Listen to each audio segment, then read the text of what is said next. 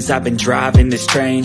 Years in this lane, there's no stopping this flame. Cause I came to the game and I changed it to play how I like, rearranged it to my own domain. Yeah, I got what it takes, made lots of mistakes, taking shots, skipping breaks, feeling lost, feeling great, popping off, singing straight, never stopped, never changed. All the squad here to play and I've got something to say, yeah. I work hard each and every day, I get lost in the words I say. I don't push pause, no, I push play. I won't stop till I make a change. I withdraw on the things I make. I turn flaws into flawless traits. I build tall, never capped in space. I won't stop till I hear him say, oh, la, la, la, la, la, la.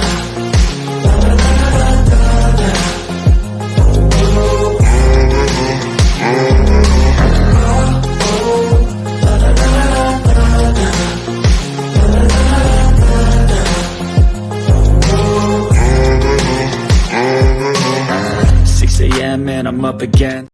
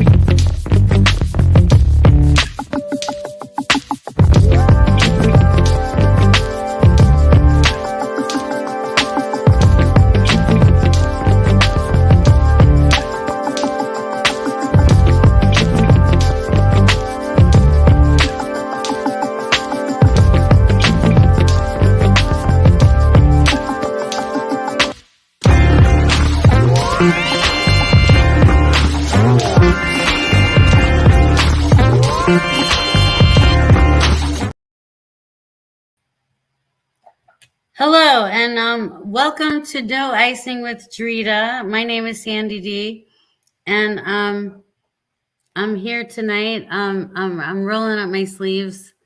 I got a mom window. Dritta couldn't be here.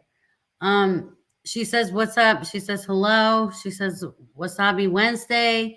Dritta sends all the love to everybody. She says she's sorry she can't be here, but I'm here. And I can speak for her because she's my sister. So and tonight it's about sisterhood and also mom life. And so tonight I have a special guest, her first live show ever. She's never been on a live show before, and I'm dying, and I know you guys are dying with me. Her name is Brittany Shazier. And Shazier. Am I saying it right? She is, let me bring her up. I can't say enough good things. Let me bring her up. I'll shut up. Hello. Hi. Hi, everybody. Hi. How are hear me? you? You look gorgeous. You look You look gorgeous over gorgeous. there. We were totally primping at the same time for this earlier.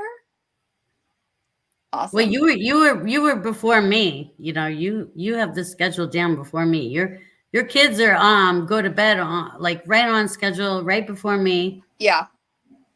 Yeah, actually, I send them to bed at 7:30 every day. But earlier, I was like, "We're going to bed early today because I have to do something." And my kids were like, "What are you doing?" They were interrogating me about everything. And why are you dressed up for work still? And I was like, "Well, I kind of have to show my face later." And they were so confused, but I love it.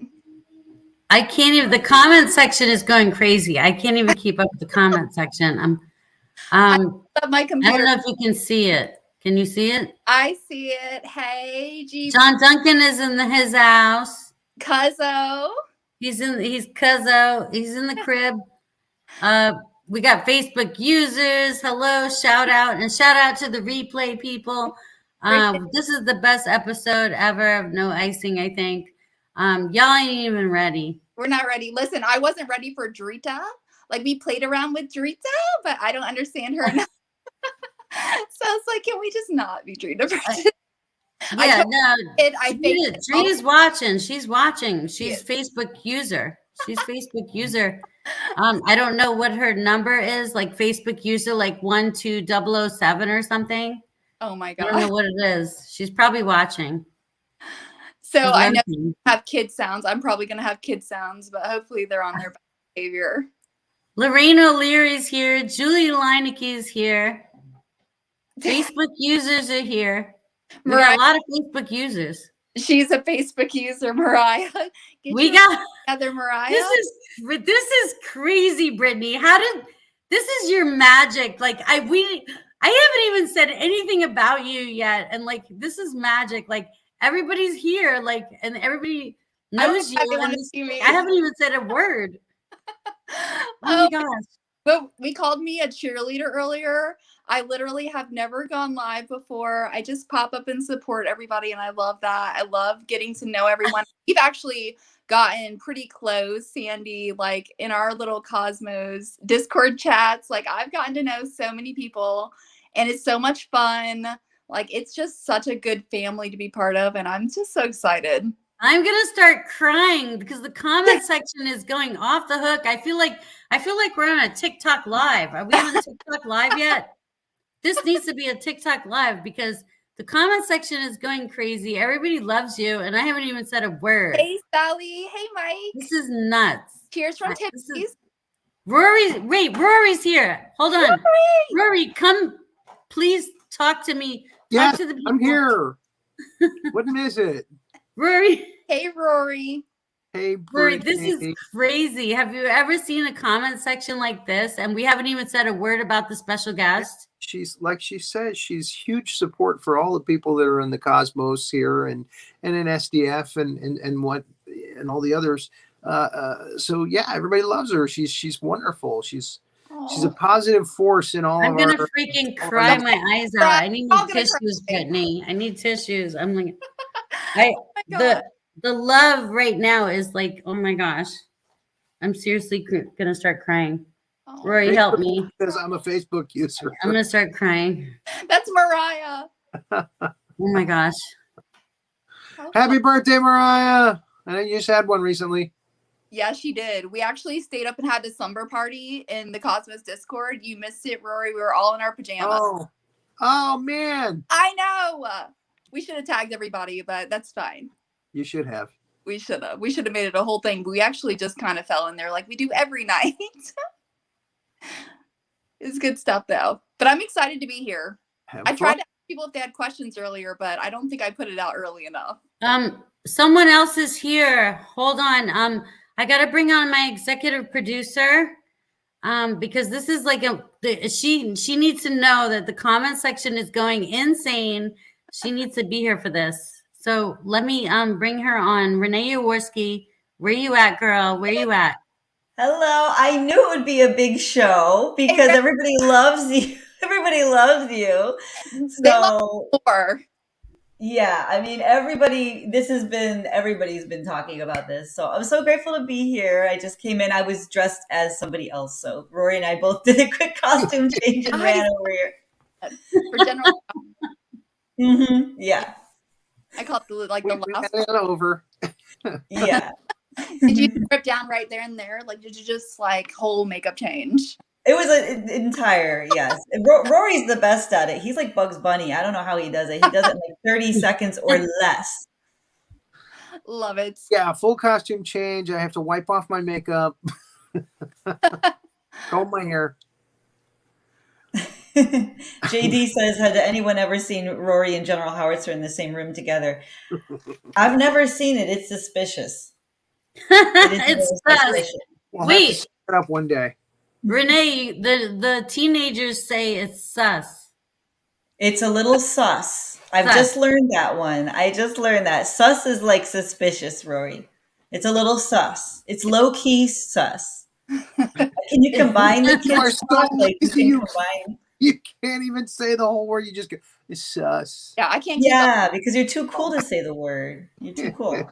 It's not Kentucky Fried Chicken. It's KFC now. Yeah. We don't even eat Kentucky Fried Chicken in this house. So my kids are like, yes. Then your grandparents get that. I'm like, I am not eating that. I don't eat chicken. So we're not eating KFC for dinner. Like, I'm not doing it. I'll just eat the mashed potatoes and gravy or something. Like, I won't eat the others. I don't work for Pizza Hut. I just work for the Hut. That's right. The Hut. Yeah, the Hut. Although, Oh, Brittany, my mom is here. Hi, Mom. Hi, Mom. She Hey, said Mom. LOL. She's not ready for this either.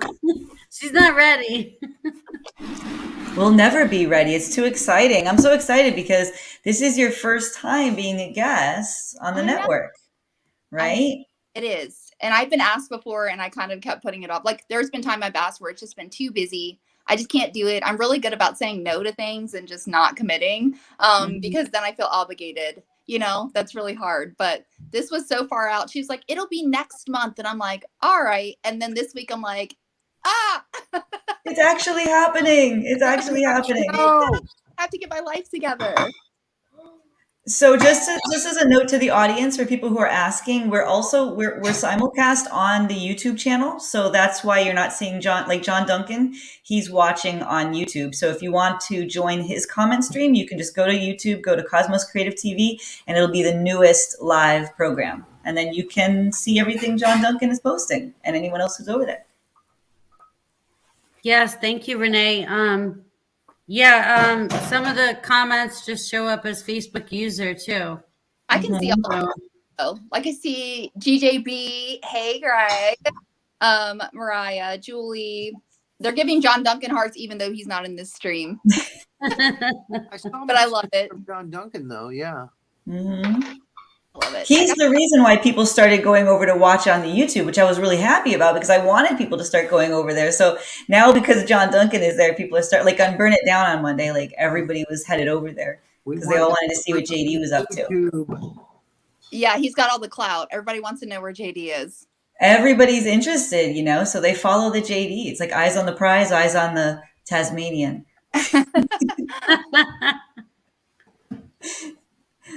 Well, he does the Eugene Daily Report on YouTube, and I've been following. Has anyone been following him on there? Yeah, it's stinking adorable. I love it. It's so cute. He does the Eugene weather report from Tasmania, Australia. Oh my gosh, I have to see it. I've been missing that. That sounds hilarious. It's good. Everyone's saying hi to John Duncan now. He says, I love you guys. Comedy gold. So what did I miss before I came in? What were y'all talking about? Nothing. We had just started, so you didn't miss anything. Oh. Yeah.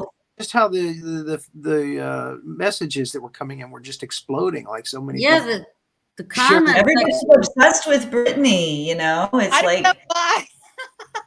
I'm just a regular person. Seriously, you guys. Like, I'm doing my best like everybody else. We're all just living, and I don't know. I'm just here. I'm in space right now. But you're like this big mystery, you know? You're like this celebrity mystery because we all like know you in a way, but I don't think any of us know a lot about you, right? Because you're always We so know busy. nothing about you. We Nothing. know I know a little bit. We know a little bit. We know We a see little that bit. beautiful smile, but we know absolutely nothing. She That's could be a Russian spy. She's not a Russian spy. She's not a Russian Well, spy. She is mystery. I She is have to say, mystery. she's a mother of 7. She has triplets and has 7 kids total, We do know and that. she's a we do know. single mom. I feel like that's the most known fact about me. Wow. Yeah. So my kids Wow. are 19, 16, 10, 9, and then I have triplets that just turned 6. So that's very. What is your fitness routine? Because you look absolutely amazing. And and I wanted to ask that of you even before you talked about your kids. How do you keep your health up so good? You're so radiant, you're so beautiful. So where does that confidence and that radiance and that fitness come from? Because I want to know. Asking for a friend. Asking for a friend. I'm really picky about what I put into my body first. I order locally from farms. I'm pescatarian. So like my meals aren't consistent with heavy diets, which I think most Americans have like a really heavy diet. And I changed my lifestyle probably in 2020 where I completely don't eat chicken anymore. So I don't know. I don't I don't like sugar that much. I don't eat a lot of sugar. I work out randomly. I do some weight training. I run after my kids more than anything, right? Like I just stay busy on the go. In the summer, I barely get to eat because I'm showing property all day long and then working till like midnight every day. And I get to swim at the pool. And I don't know. I row a little bit. I row a lot more in the summer than I do in the school year, but I have a hydro. So I row randomly, and that gives water back to other countries. So I like using that program.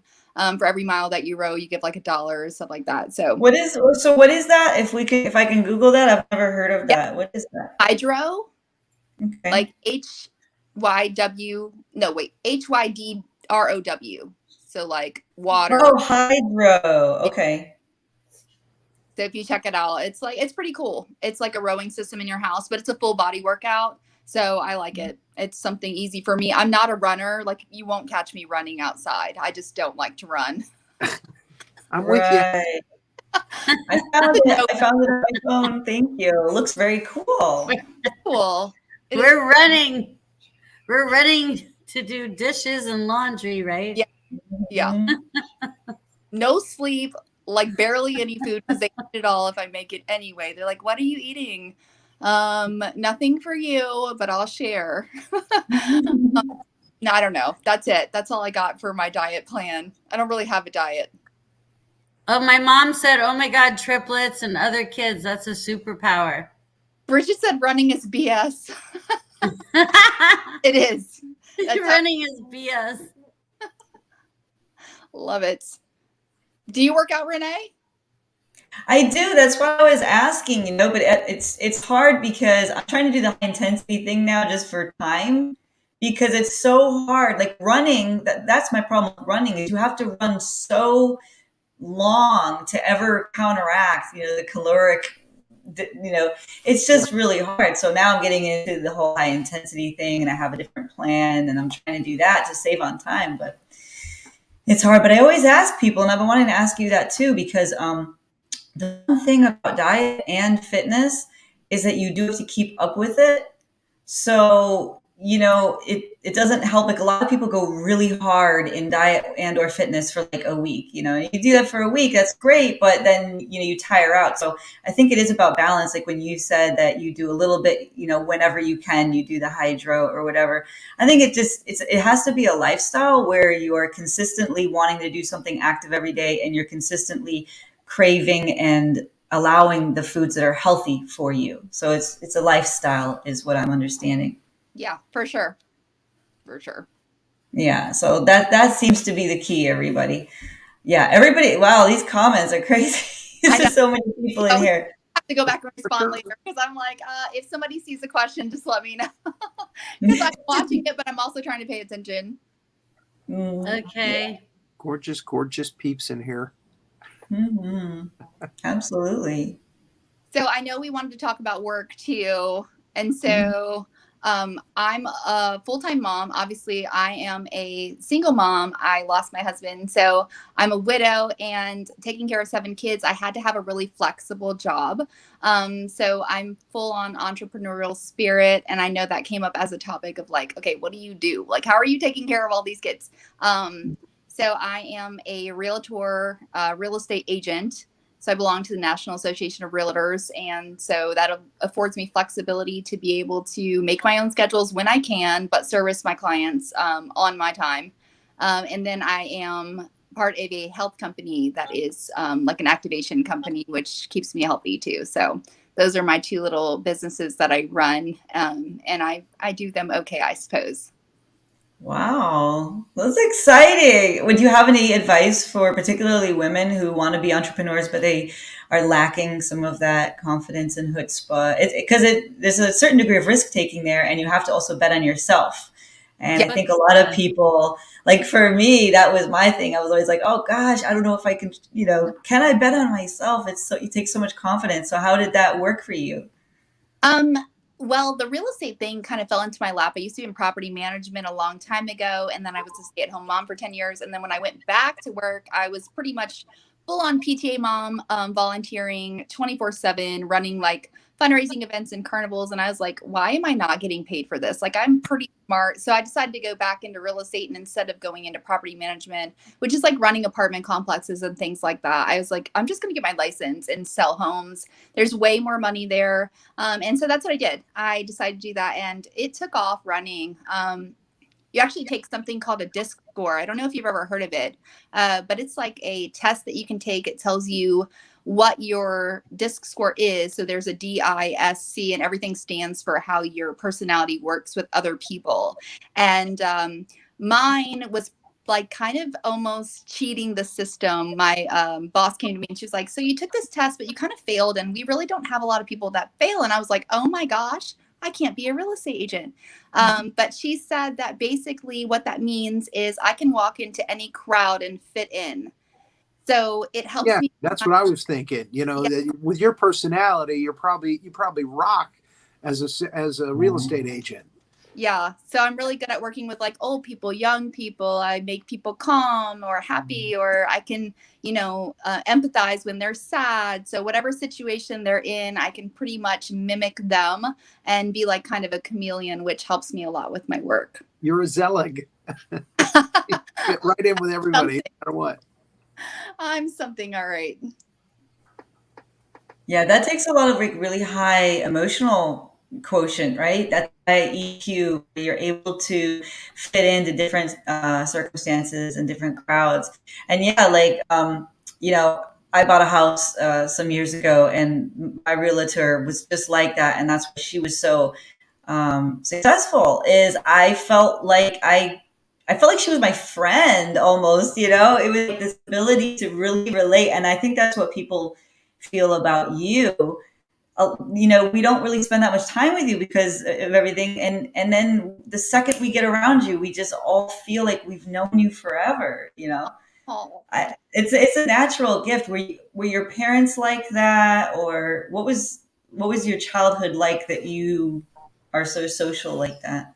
No, actually, my mom was a single mom of 3 kids. My dad lives in Texas, so I know him now, but like, I didn't really know him as a child.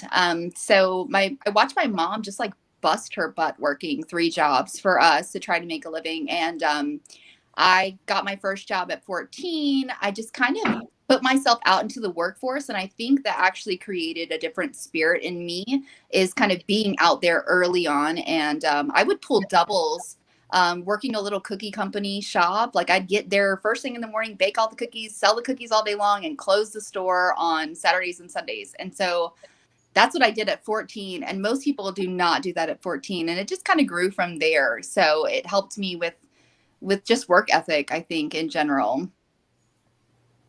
Yeah, having a good work ethic, that's something I've really learned in my life, is that having talent is so great, but if you can merge it with a good work ethic, boy, you can do anything. You can do Yeah, absolutely anything. for sure. Mhm. And again, you make people feel comfortable with you right away. I mean, you put them at ease right away. And again, you just seem like a very trustworthy person. You wouldn't lie to them and tell them something, that the house doesn't have or does, should have. I mean, or again, you would tell them if they question you, I'm sure that you tell them exactly you know, what needs to be told so that they Yeah, feel at ease, they feel comfortable, and they don't feel like you're trying to hoodwink them.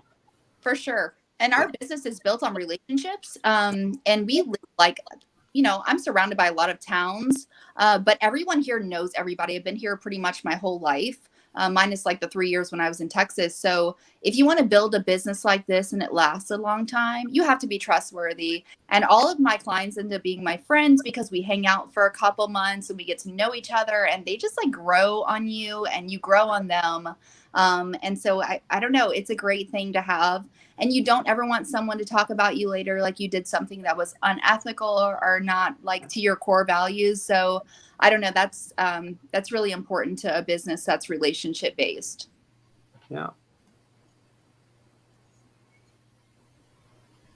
Respect. Yeah. So I thought Sandy was going to say something. I was waiting on you, Sandy. I was waiting on you, Sandy. I didn't want to cut I you have off. so much to say, but I know. That's why I didn't want to cut you off. I'm just, no, go ahead, Renee, go ahead. Oh, okay. I was going to Dying. talk about that too, and I was going to say what good business sense it is to be a good person. And I think some people don't understand that.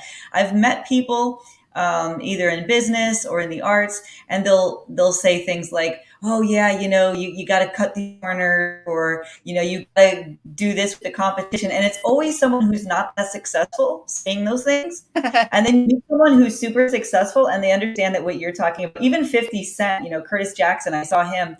He was interviewed and he said, people think that business is about having business acumen, but it's actually about relationships. It's about having a network of people who trust you and who will want to put their money behind you and trust you with their money. I mean, that's even 50 Cent saying that his entire business is built on relationship. Yeah, it is. And he has a new show called Hip Hop Homicides. Oh, does he? I didn't even know that. Yeah, he has a whole network. He has his own network, Hip Hop Homicides. Everybody go look it up. He's 50. He has the music empire, and then he has water. He's the one who invented this certain type of mineral vitamin water. And the way he did it, which I know this isn't about 50 Cent, but let me just talk about business acumen. How did we go here? Indulge me.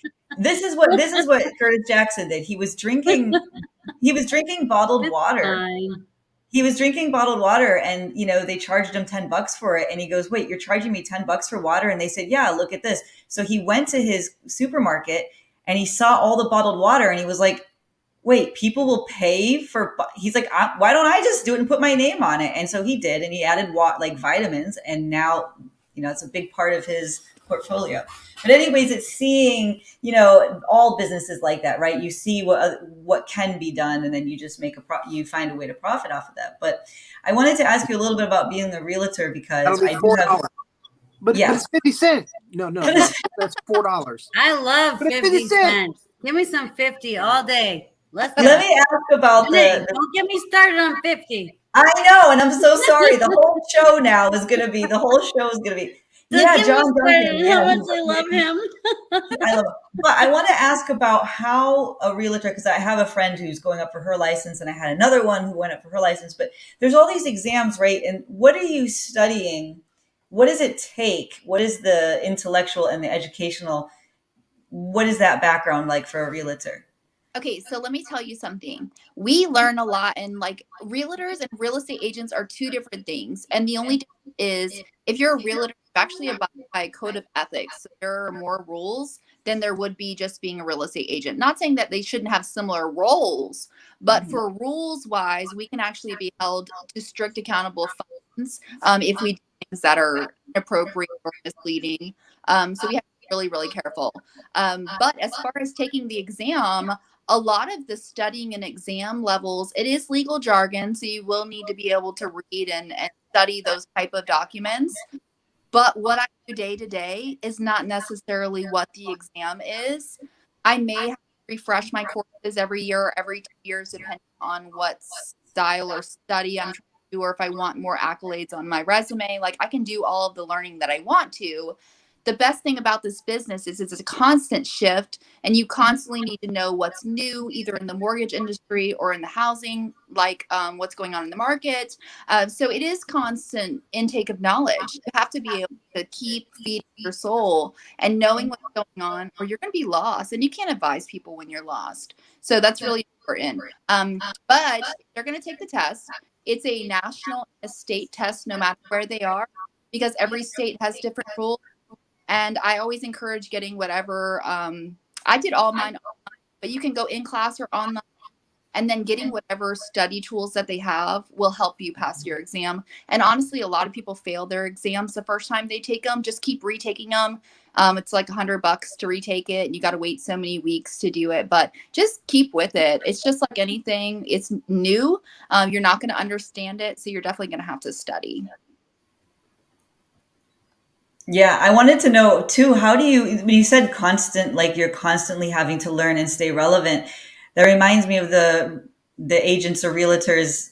I know you explained the difference, but I actually can't remember which ones I've worked with before. But like we would go into these houses and they would just know historical stuff, neighborhood background. They would just know stuff. They would tell me the name of a shape of a faucet. They would tell me what type of wood that was and why that was better.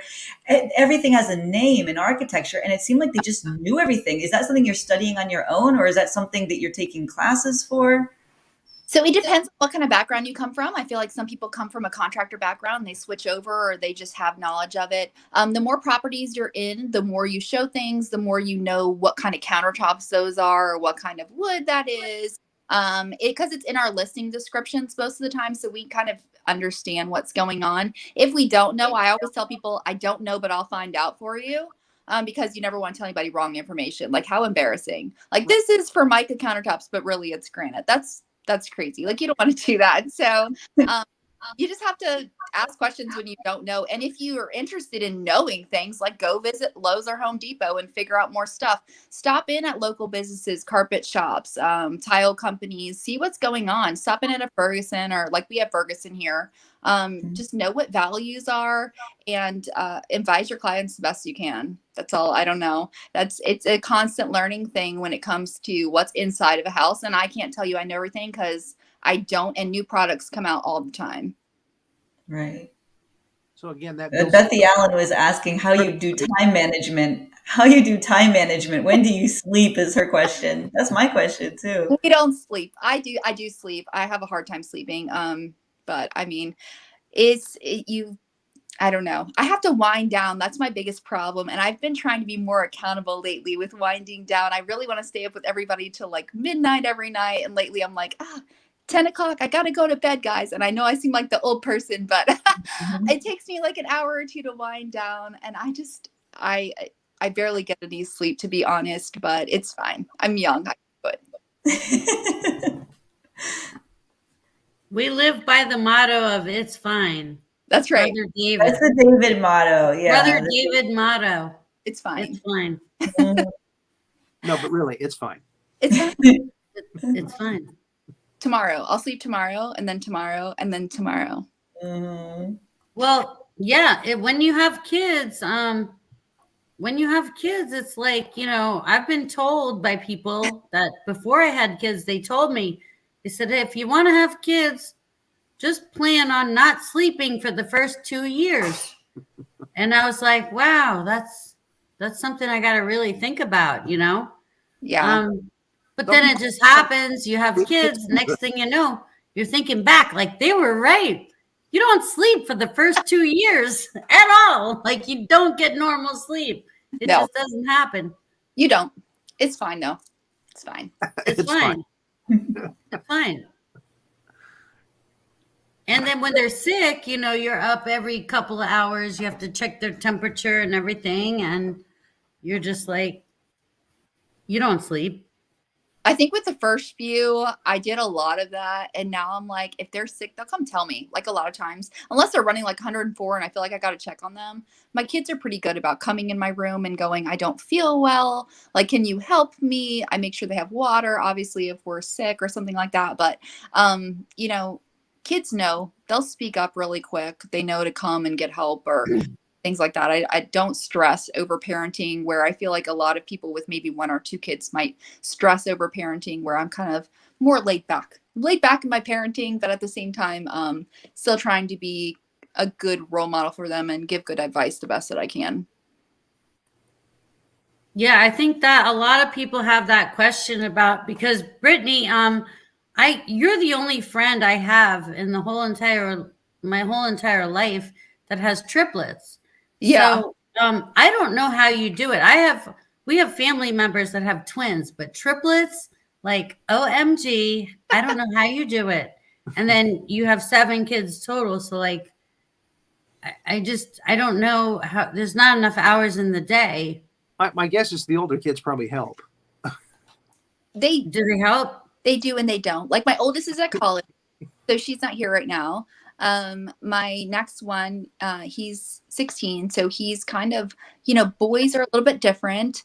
He helps a lot when I ask him to. If I don't ask him to, he has some chores, but I really want him to focus on his studies because he needs the extra time to do that.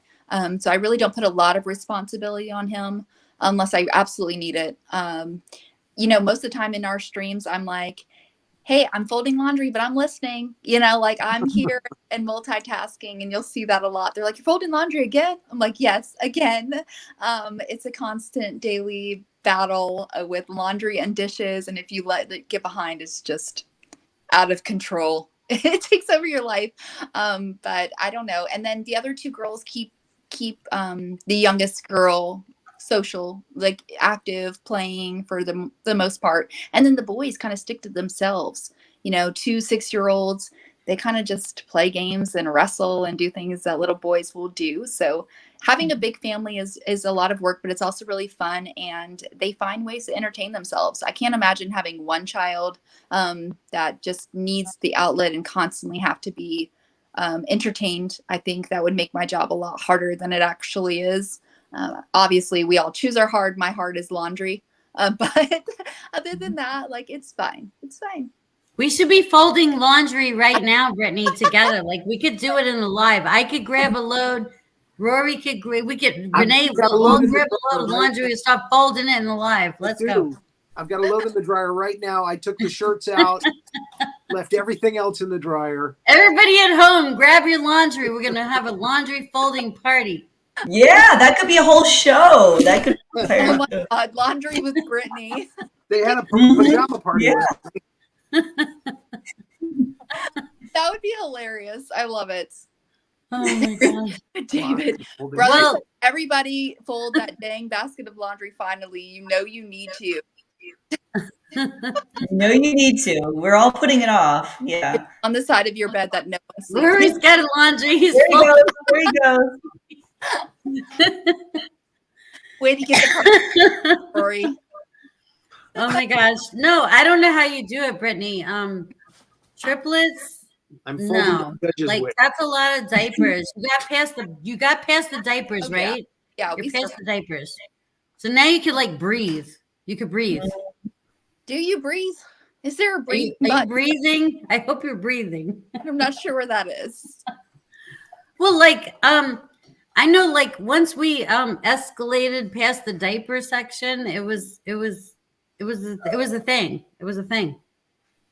Well, I'll tell you what I say. Here, I have a whole thing, okay? Whenever somebody says that they're really busy, like they'll say, I'm so busy. And I'll say, well, are you a mother? And if the answer is no, I'm like, you're not busy unless you're a mother. because mothers go 24 hours a day until they die. I mean, really? Because even when your kid is an adult, they're still calling you every time there's a problem, right? So it never ends. So my point is like, okay, if you're not a mother, you're definitely not the most busy person on earth. President Zelensky is not that busy. President Biden is not that busy because there's only 24 hours in a day. So if you do it quantitatively, no one can be more busy than a mother. That's just true. And I'm running a country, man. Do you understand what I'm saying? I mean, it's crazy. Just those guys on the other side of the GOP. Come on, man. Yep. Here's the deal. I always say the busiest people have the most time. Yeah, no, they do though. They do because they know. Right. I've always said that too, but it's also just because, like I say, once again, if you just do it mathematically, there's only 24 hours in a day. So Biden is busy 24 hours a day. Okay, fine. But what about the mother of the newborn? I mean, she hasn't slept. Probably during her pregnancy, she didn't sleep. Then when her kid is 2, she's still not sleeping. I don't know. Mothers, I don't think ever really get to catch up on sleep. I do sometimes. I actually really enjoy sleep. I want to know if, Brittany, do you have anyone helping you? When you had the triplets, did you have help? Because were you breastfeeding? Like how do you do that? I mean, one is takes up your whole day, right? How do you do triplets? Like I can't. Yeah, so when I found out I was having, first of all, I found out I was having twins first. So they lied to me. And we went for the 20-week ultrasound where they tell you what kind of babies you're having, right? And I'm like, yeah, tell me. And she goes, hold on, I'm going to go get the doctor. And I was like, what? Like, what's the problem? And she didn't tell me. She walked out and she comes back in and she's like, you see right here? And I'm like, no, I don't know. Like, I've had a lot of kids, but what are we looking at? She goes, it's a girl. And I was like, wait, I'm having 2 boys. And she was like, like, she's like, oh no, there's another one in there. And I was like, if I wasn't already laying down, I think I would have been on the floor.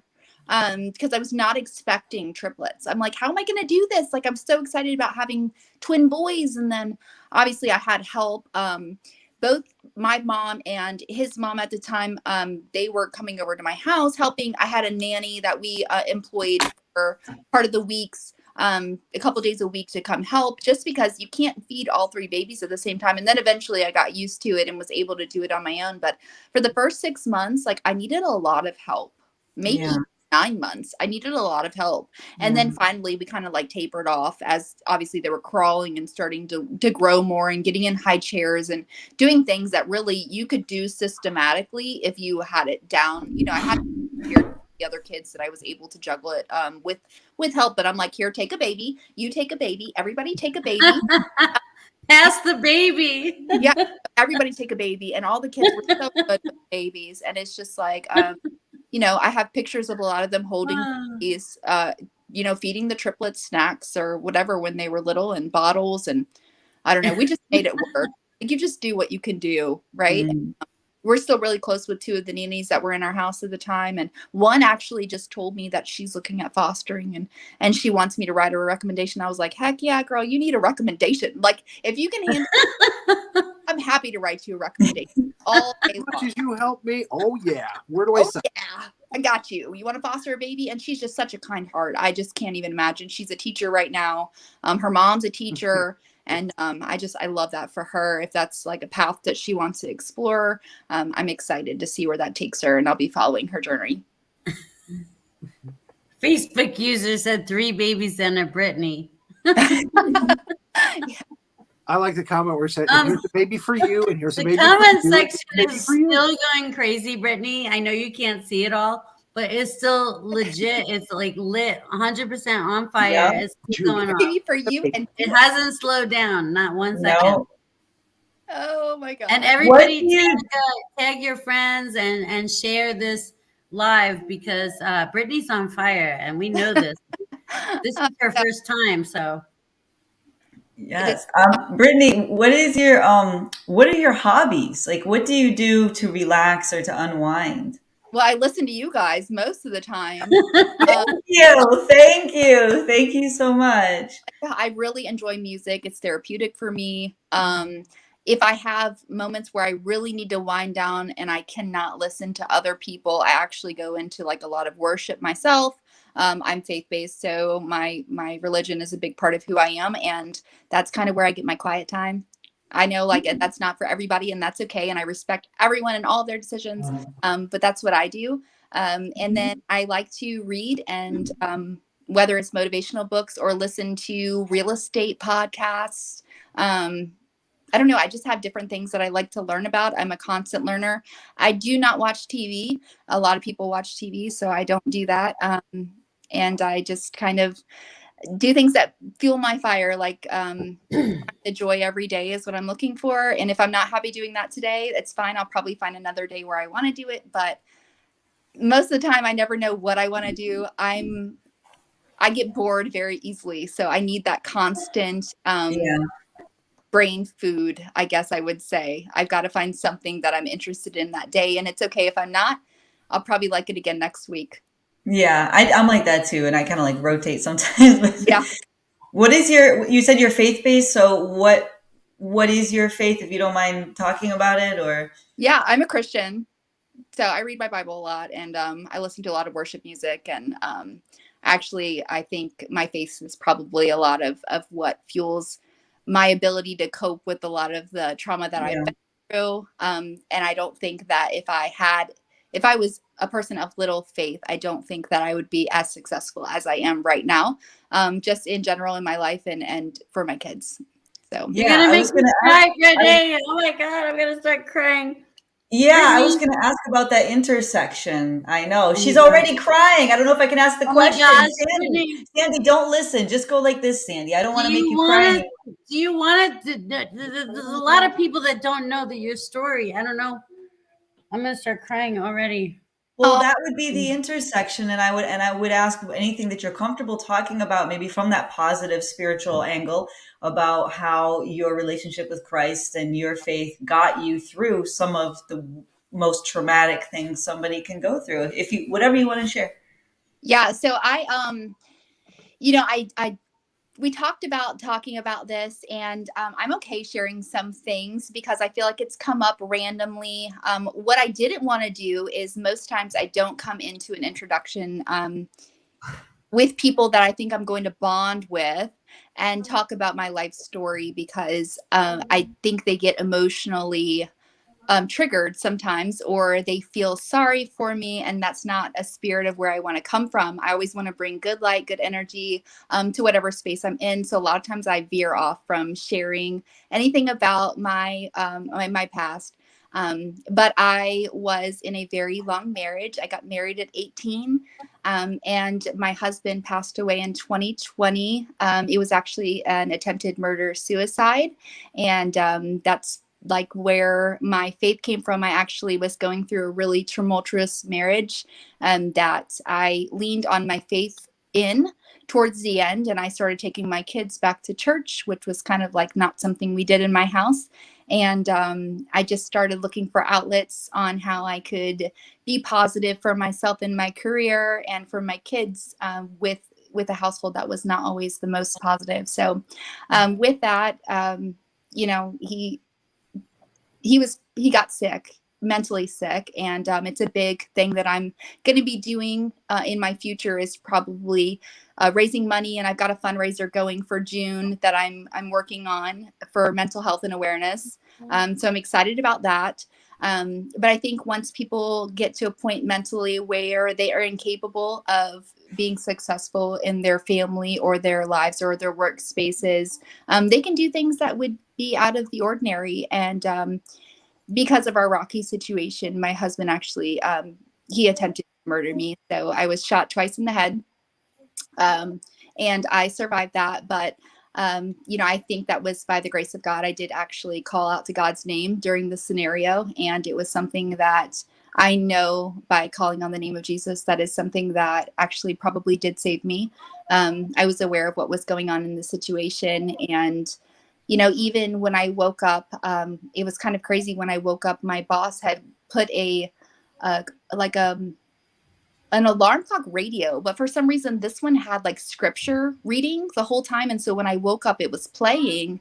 And when I woke up, one of my nurses was a Catholic nurse, and she was playing worship music for me the whole time, which I didn't know until later on, which was kind of cool. And I'm actually still friends with her now, but they had no clue my religion or anything like that when I was in there. Like they didn't know. So I definitely use it as a healing mechanism. I dove deeper into my faith and spent a lot of time by myself as I recovered from my injury.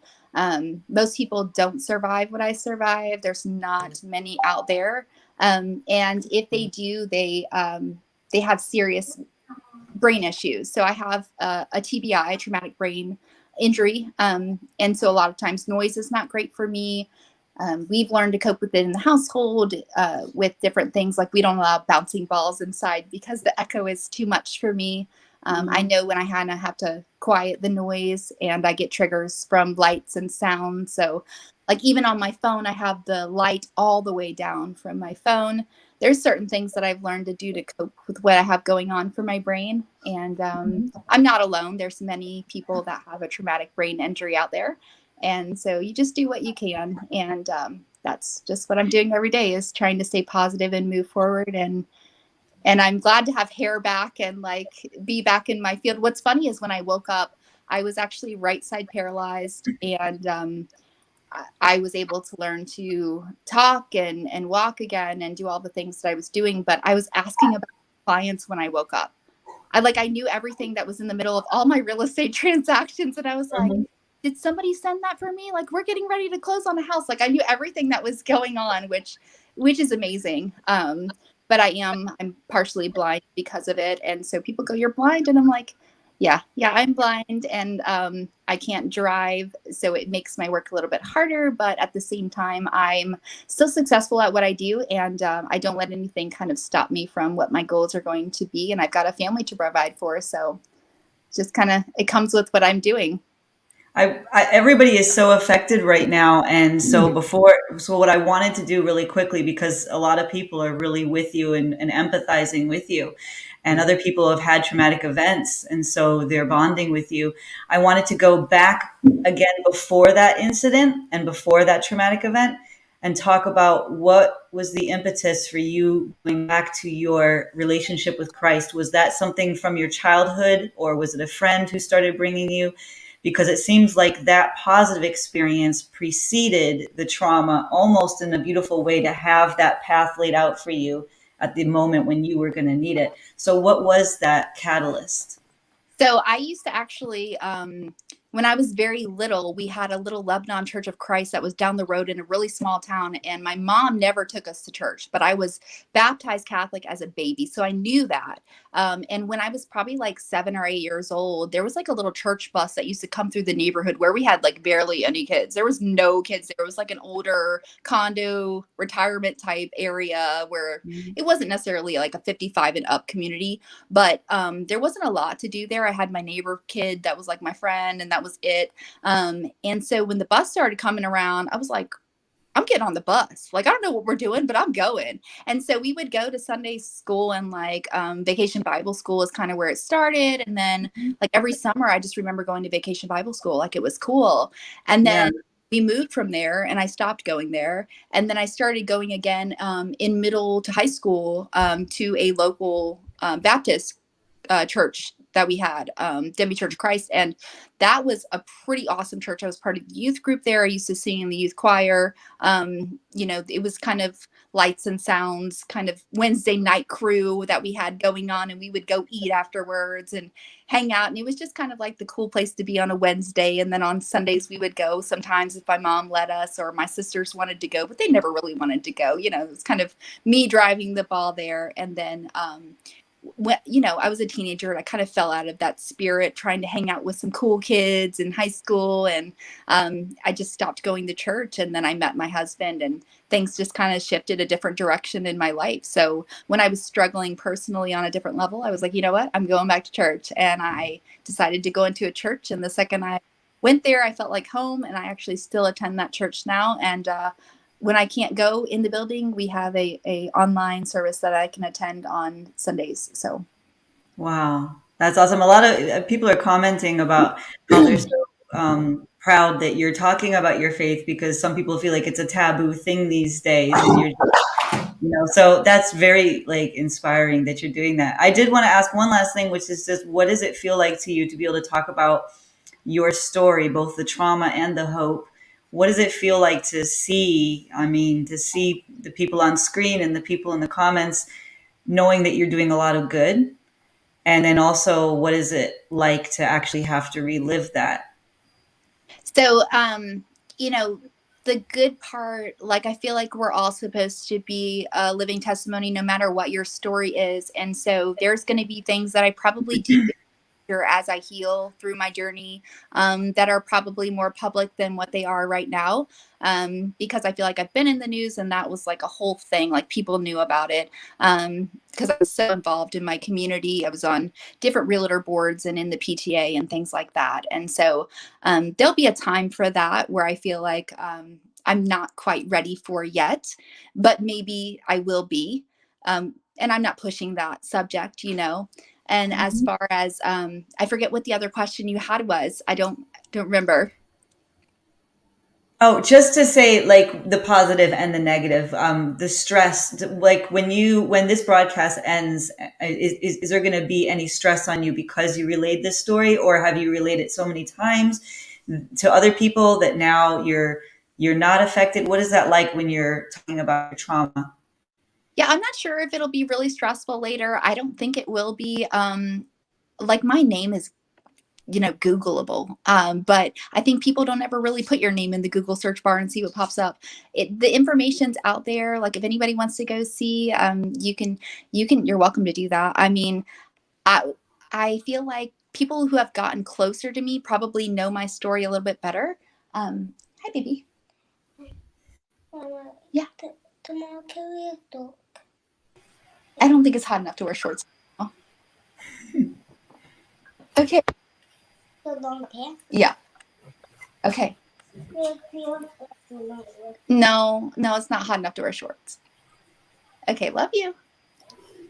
So cute. We're not wearing shorts tomorrow. She's got to have ear surgery in the morning to get tubes put in her ear. But so yeah, I love being a positive influence to other people, and if my story can help even one person, just ignite a little bit of change, whether it's in themselves or personal situation at home, whatever it is, I hope that can be helpful and not bring up negative thoughts or energy or anything like that. And another thing about my faith is I know, like, all the people in our community necessarily don't believe in the same things, but what I can appreciate is that everyone is their own individual person and that they have their own things that help them be happy and positive. And that's really what it's about. I'm not here to change anyone, but if anybody ever wants to talk to me, I'm always here to be a confidant for that. So, I'm here. You're a blessing in disguise, and you also love hummingbirds, right? I do. I love humming. I'm obsessed with. You have a thing with hummingbirds. I do. I actually just looked at our charts today, and there has been one spotted in Virginia near me. I know. So I put out my feeders yesterday and all of the charms that come with them, so they will attract the hummingbirds. And I'm excited that hopefully they'll be here soon. They're coming. They're coming. They're on their way. Coming. They're all around me. I'm like, please stop at my feeder. Because once one comes, there'll be like about 15 that kind of den up in my woods back here. And they just love me to death. When I come outside, they just squawk at me and make all these noises. And, some will return from last year. Some have passed on. Hummingbirds don't have a very long life. 3 years is about what they live, sometimes 4. And there'll be new juveniles and some that will last year, and then older ones that have passed away that I won't see again. So. Well, we're running out of time. I wanted to say thank you, Renee, for all the questions and for joining us tonight. Are you still there? Oh, okay. Yes, thank you so much for allowing me to be here. This was like, thank you. I want to thank the audience for all the wonderful comments. I want to thank the audience. I want to thank everybody. Brittany, Rory, Renee. I'm excited. Thanks for having me here. I'm sure I probably got people. I hope I didn't. I mean, like, we could go for like another 3 more hours. We could go for 3 hours. Everybody's just having such 3 a more great, hours easily. Like, we could. And I want to say too. Yeah, and I want to say too, like, before this, Sandy really, she's a very empathetic person, as we all know, and she's very people-based and relationship-based. And she really was saying a lot what I'm going to say now. And I'm thinking about what Sandy was saying too. It takes so much courage for anyone to go on live television and talk to an audience about their story. Now take your story specifically.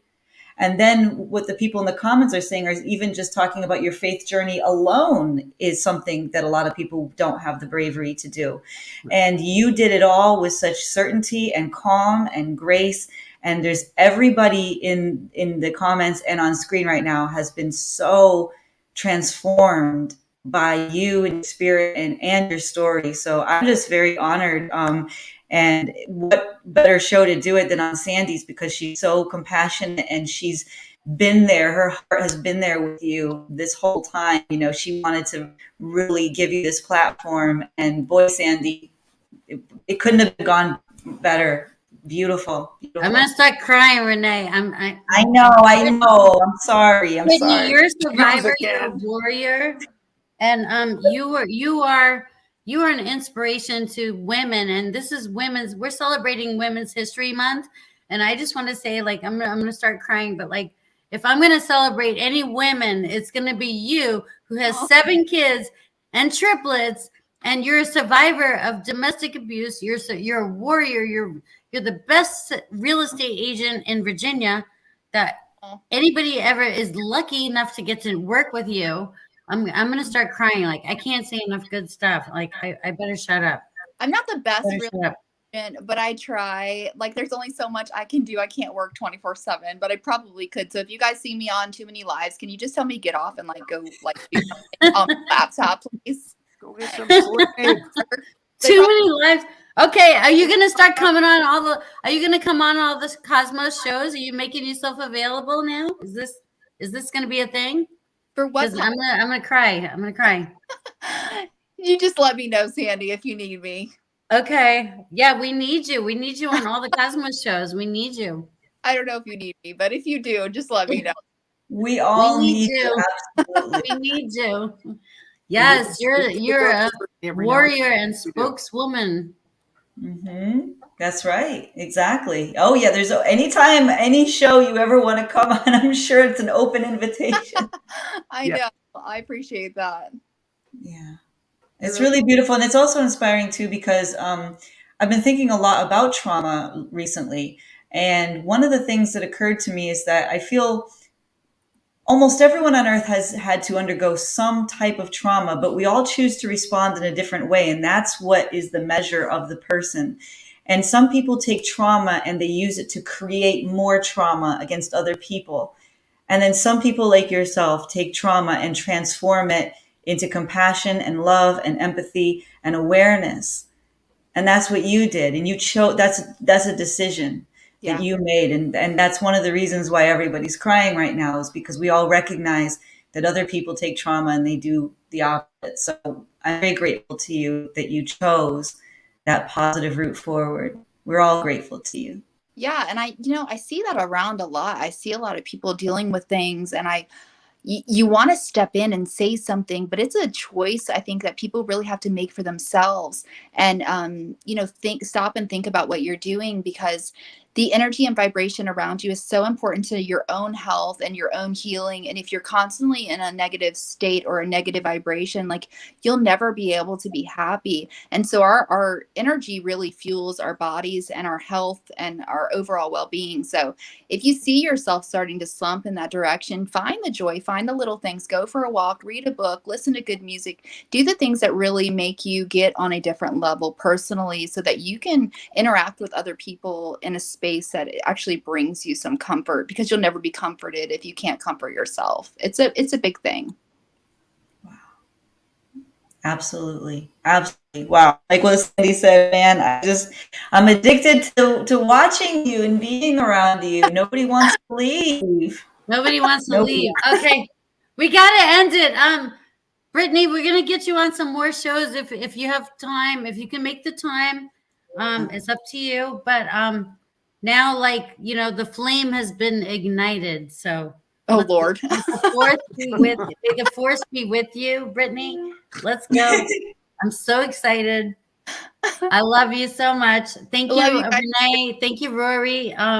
Thank you, everybody, for watching. I love you guys in the comments. Thank you for the replay, people. And we'll see you next week. And I love you guys. Love you. Love you. Bye, everybody. Bye.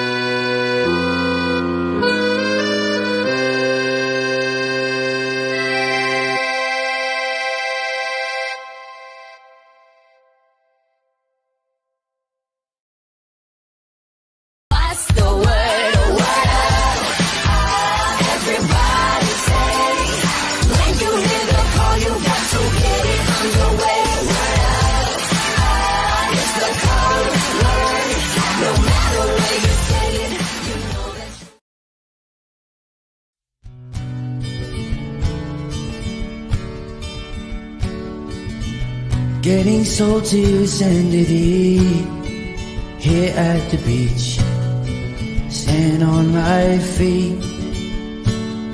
There's no place that I would rather be than getting